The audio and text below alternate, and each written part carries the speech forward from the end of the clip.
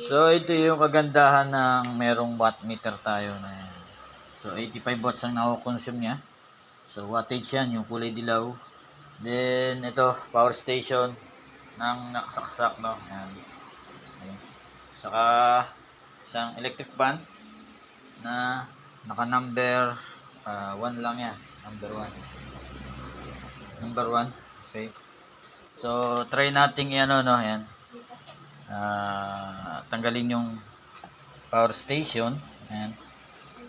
Tingnan natin kung anong watts ang mababawas, no? Ayan. So, electric fan pala yung tinanggal ko. Ayan, electric fan. Ayan. So, electric fan. So, yung power station lang nakasaksak.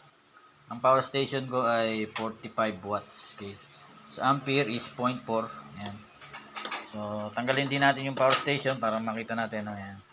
So, 0, 0, no? Okay, then unahin natin yung electric fan ko, no, na number 1 lang. Okay, yan. So, yan. Number 1, electric fan, so 45 watts. Okay. So, kapag ni number 3 ko, number 3, so halos 52. Okay. So, yun ang kagandahan ng may watt meter na nakikita natin.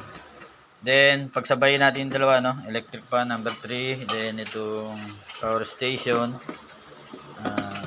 Nasa ano lang to, 94%, kaya so lithium battery to, no, yung power station natin. So yan, 97 watts. So yun, yung kagandahan nito, no, watt meter. So kung order kayo nito ay 10 days dahil overseas pa manggagaling to, no.